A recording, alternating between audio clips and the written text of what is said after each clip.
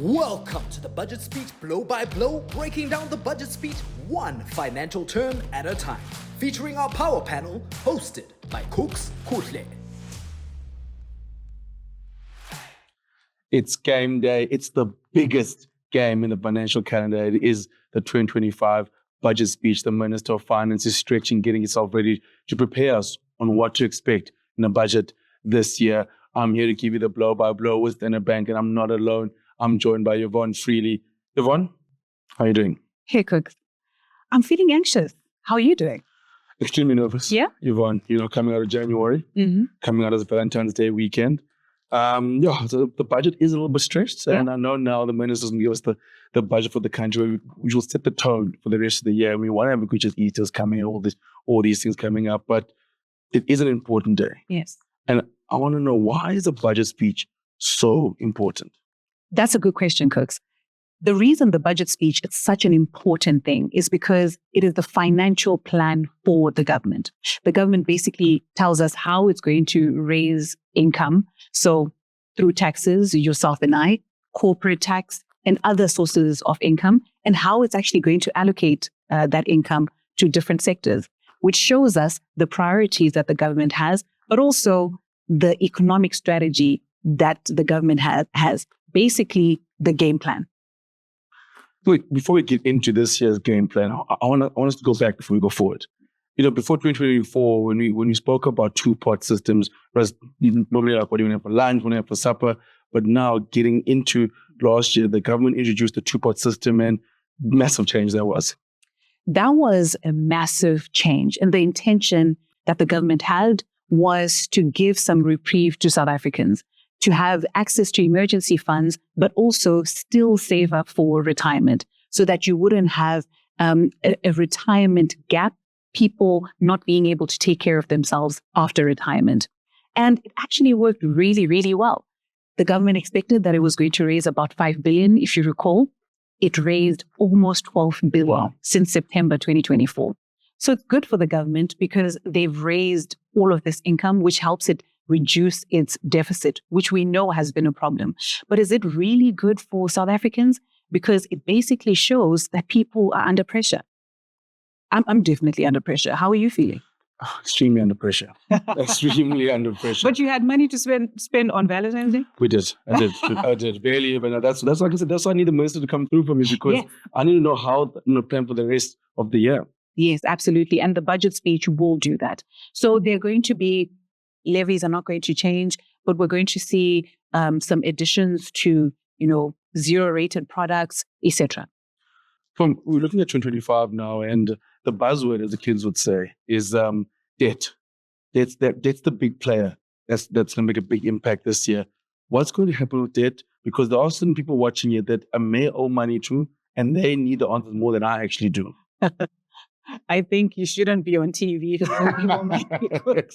But anyway, the reason debt is a big buzzword is because the government is spending about $1 billion towards servicing its debt per day. $1 billion per day. Sure, that's crazy. The things I would do with that money. I need it. Yes. The government can spend the other 500. I'll spend my 500 per day.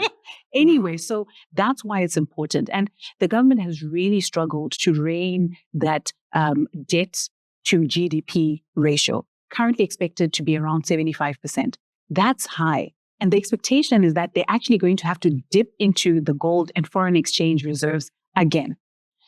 And what businesses and the investor community and rating agencies, Standard & Poor, etc., are going to be looking at is exactly what the government's plan is when it comes to debt. So it's a two-pronged issue. There's the government side, and then there's the household side.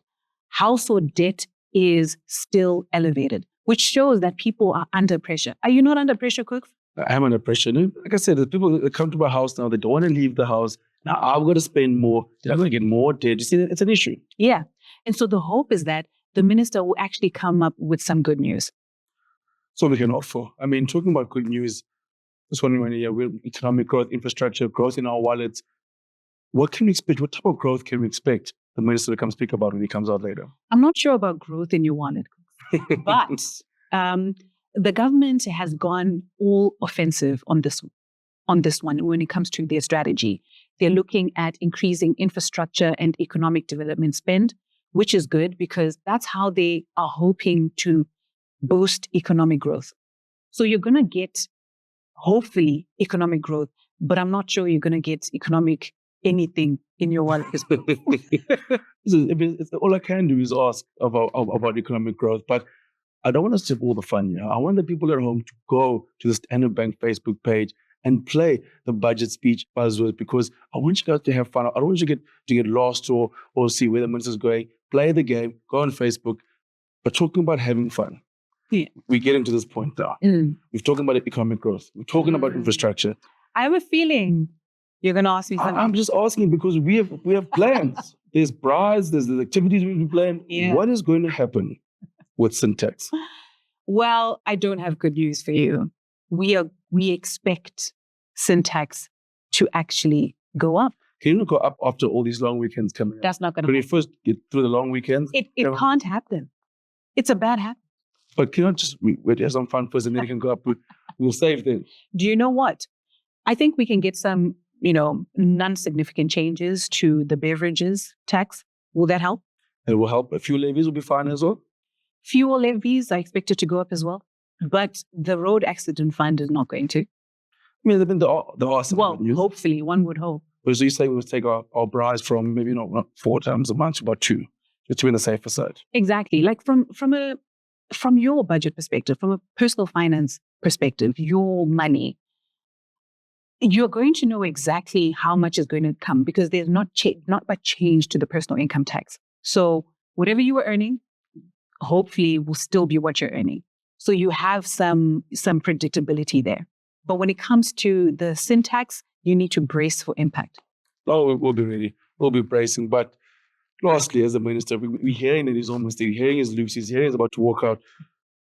What can the people feel? Should they brace for impact? Should they be excited? Or like the general feeling? Like when they see the minister, must it be a feeling of hope? Or must they brace themselves? Or must they buckle up? What should they do? Yeah, the cost of living is still elevated. You feel it. I feel it. I think even the audience actually feels it. What I would say is brace for impact. Like I said earlier, I'm feeling anxious. The expectation is that there will be some good news. We can only hope that the minister announces expenditure in the right areas. Like I said, infrastructure, investment incentives, economic development. That's what we need to hear from the minister. And we also can expect that taxes are not going to change.